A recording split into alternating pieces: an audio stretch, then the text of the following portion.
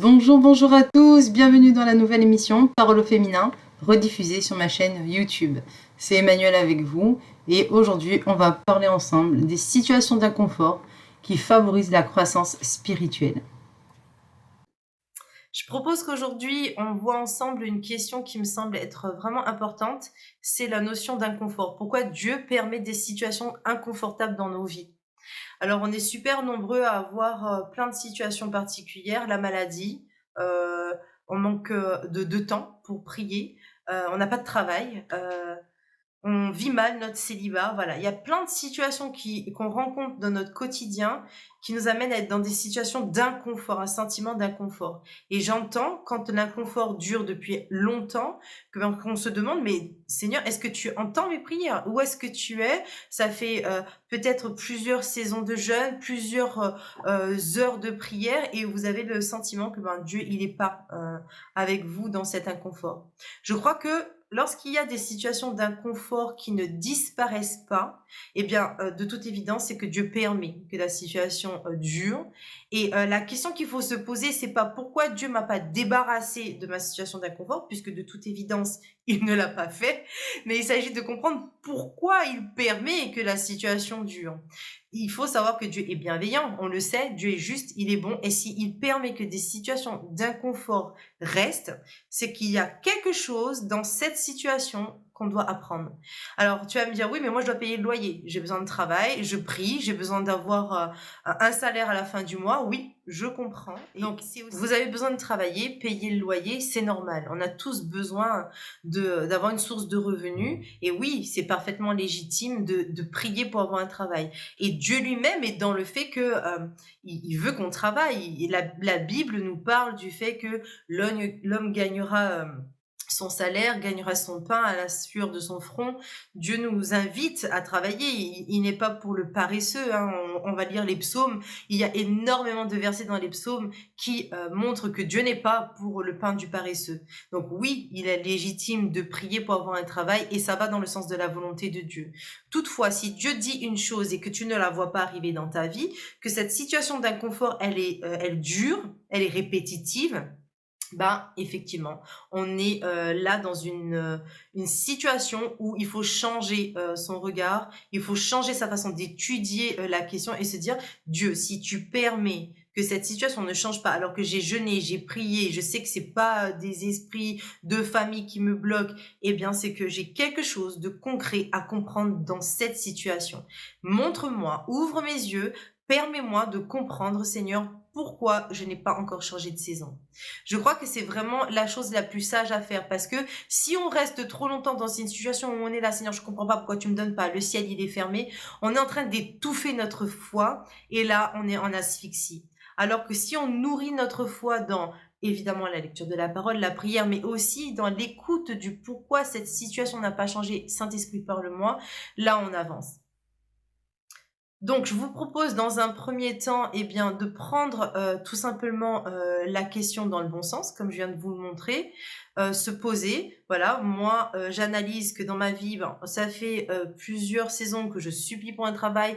Le travail, il arrive, il dure pas. Pourquoi le travail ne dure pas? On a déjà écarté la question de la malédiction familiale, etc. On est vraiment dans une situation où on sait que là, il y a quelque chose que Dieu doit me montrer. Si tu n'arrives pas à identifier les raisons qui font que tu es dans une situation de blocage, je t'invite vraiment à étudier les vidéos précédentes sur les malédictions familiales, sur la malédiction de ce qu'on a prononcé nous-mêmes sur notre propre vie. Il y a plusieurs raisons. Je vous propose de regarder aussi juste en dessous, là où je vais vous mettre dans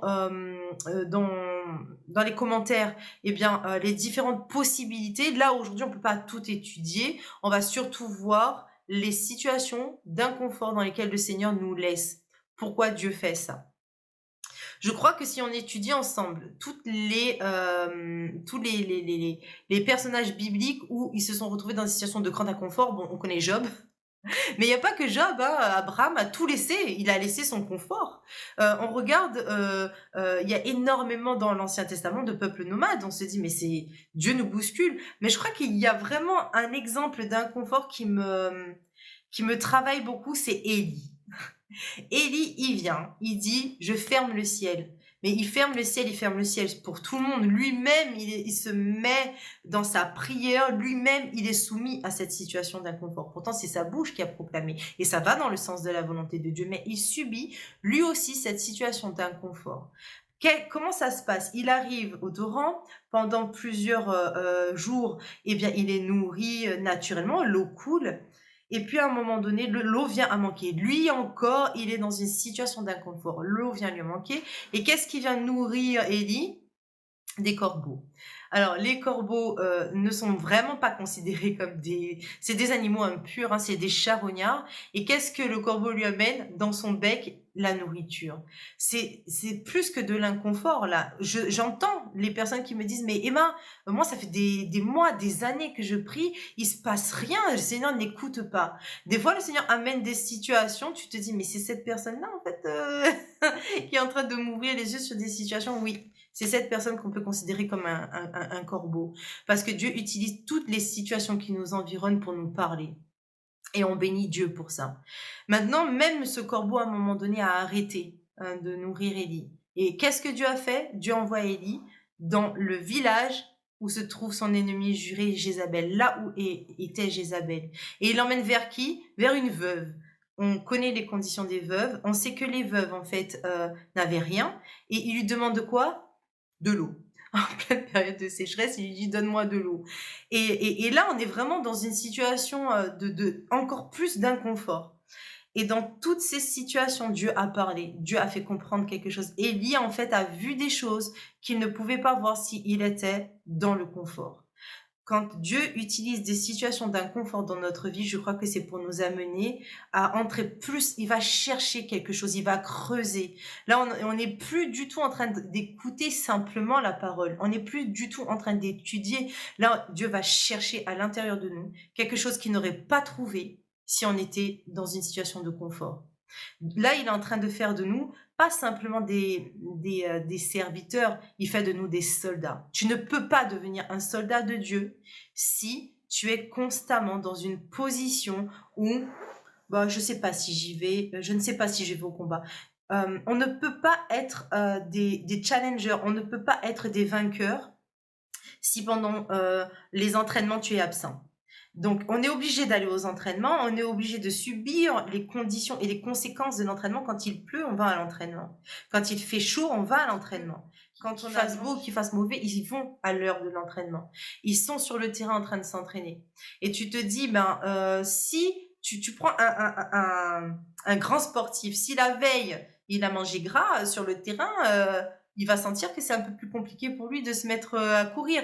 Donc il y a une bonne alimentation à avoir, il y a une bonne condition physique à avoir. On peut pas en fait venir à l'entraînement, même si c'est que un entraînement, en ayant été toute la veille jusqu'à pas d'heure devant la télé, par exemple.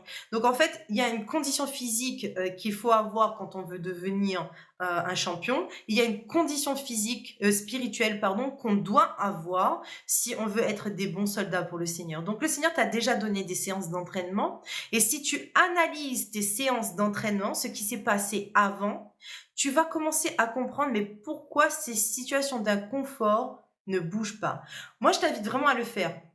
C'est-à-dire que pour ma propre expérience, c'est ce que j'ai fait. Je me suis dit, mais je vais remonter un petit peu en arrière. Qu'est-ce qui s'est passé, Seigneur, quand tu m'as mis des situations répétitives? Quelles étaient ces situations? Quels sont les enjeux spirituels? Tu as besoin de prier et de jeûner pour ça, ça vient pas tout seul, hein. Mais justement, ça, c'est la partie dont je te dis, bonne condition physique, bonne condition spirituelle. Bonne condition physique, je mange correctement, je dors à des heures raisonnables. Bonne condition spirituelle, je prie, je jeûne, je me mets constamment dans la présence de Dieu. Si tu as cette bonne condition spirituelle, quand tu vas aux entraînements, tu apprends des choses, tu t'entraînes, et après, quand vient le moment, c'est là que tu te dis, OK, cette situation d'inconfort, elle représente ce gain. Dieu est venu chercher à l'intérieur de moi cette pépite-là. Et pour attraper une pépite, il suffit pas simplement de la ramasser au sol, il faut taper dans le dur.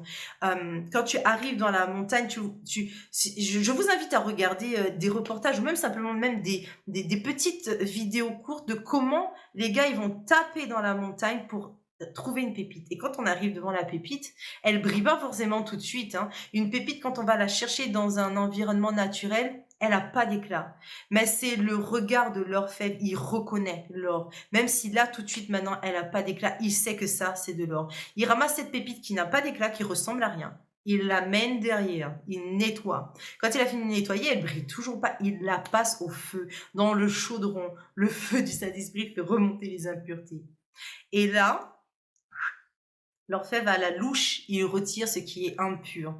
Et il sait que l'or est devenu pur quand il se voit dedans. Quand il voit son visage se refléter dedans. C'est ce que Dieu est en train de venir chercher chez toi. Il est en train de taper dans la dureté de ton cœur. Il va chercher cette pépite. Quand elle sort de là, elle n'a pas d'éclat. Elle ne ressemble pas à grand-chose parce qu'il a encore besoin de te laver un peu en surface. Mais si toi, en fait, tu es dans la procrastination, si toi, en fait, tu as du mal à rentrer dans des temps de jeûne et de prière intense, tu vas juste être lavé de façon, on va dire, en surface. Mais si tu passes dans le chaudron, là, on est dans l'inconfort total, ça brûle. Mais alors que ça brûle, c'est là que les impuretés sont en train de remonter. Et c'est pas encore fini. Maintenant que tu vois ces impuretés, comme Dieu, en fait, n'agit jamais sans ton accord, c'est le moment de lui dire, là, tu peux tout retirer. Je veux que ton visage se reflète en moi. Je veux que tu te reconnaisses en moi. Et je veux ce résultat-là. Et là, le Seigneur, il va commencer à retirer de toi ces impuretés.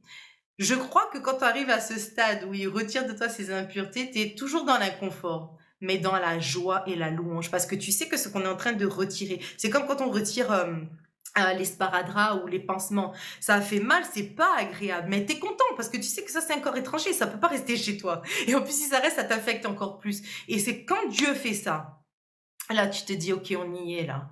Là, tu retires ça parce que moi, je veux pas de ça dans ma vie. Je veux vraiment que ce qui reste, c'est ce que tu as voulu laisser et c'est ce qui est pur. Donc, mes amis, c'était court. J'espère que même dans le petit temps qu'on vient de passer ensemble, il s'est passé quelque chose en vous. Je crois même que c'est une introduction pour moi et c'est à vous de continuer ce travail dans la prière. Seigneur, montre-moi. Et d'ailleurs, c'est ce qu'on va faire ensemble. On va prier ensemble pour que cette introduction, elle puisse évoluer chez vous et que ce que le Seigneur est allé chercher en vous, eh bien, que ensemble vous y travaillez. Donc, je vous propose de prier avec moi. Voilà, Seigneur, je te remercie pour les situations inconfortables qu'il y a dans ma vie. Je te demande, Seigneur, de changer mes lunettes, de changer mon regard, de changer ma manière de regarder cette situation. Et plutôt que de me plaindre, plutôt que de me plaindre auprès de toi, mais tu ne m'écoutes pas, tu ne me vois pas, tu ne m'entends pas. Je te demande pardon pour toutes ces paroles futiles, toutes ces paroles stériles que j'ai proclamées parce que tu n'es pas un Dieu sourd. Tu entends mes prières, tu entends mes supplications, mais si cette situation, tu ne l'as pas ôtée de ma vie, c'est que je dois comprendre quelque chose qui ne me saute pas aux yeux là maintenant, mais mets ton regard à la place de mon regard afin que je vois cette situation comme toi tu veux que je la vois. Et une fois, Seigneur Jésus, que j'aurai vu, montre-moi en quoi cela concourt à mon bien. Ta parole dit que tout concourt au bien de ceux qui aiment Dieu. Et c'est vrai que quand ça fait mal, on a hâte de se débarrasser de ces situations douloureuses. Mais moi, je crois, Seigneur, que c'est dans la douleur, Seigneur, que tu forges le fer. Alors apprends-moi à te louer quand ça fait mal, comme Job te louait.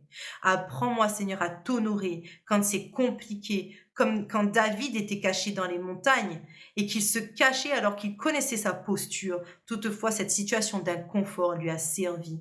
Seigneur, dans toutes les situations d'inconfort dans lesquelles on se trouve, que ce soit la maladie, que ce soit le manque, que ce soit, Seigneur, le célibat, que ce soit les enfants qui n'obéissent pas, peu importe la situation d'inconfort dans laquelle tu te trouves maintenant, loue l'Éternel Dieu pour ce qu'il va te donner. Parce que là, il est en train de taper un coup de pioche dans ton cœur pour trouver cette pépite merveilleuse il sait où elle se trouve. Dis-lui Amen. Oui, Seigneur, viens chercher cette pépite à l'intérieur de moi. Merci pour les situations d'inconfort dans lesquelles tu me laisses parce que je sais que c'est pas éternel. Cette situation ne va pas durer. Tu vas me sortir de cette situation d'inconfort parce que je sais que c'est parce que tu es venu chercher une pépite à l'intérieur de moi. Louange à toi, Seigneur Jésus-Christ. Amen.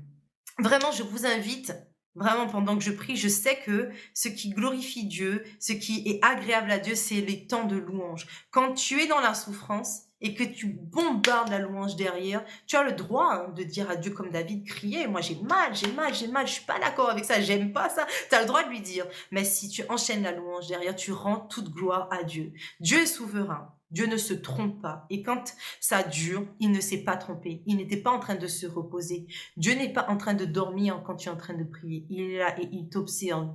Et je crois qu'il est en train de dire, mon fils, ma fille, je t'ai déjà répondu, mais il faut que tu écoutes et regardes là où je te dis d'écouter et de regarder. Donc, merci Seigneur pour cette situation. Donne-moi les yeux et les oreilles pour entendre.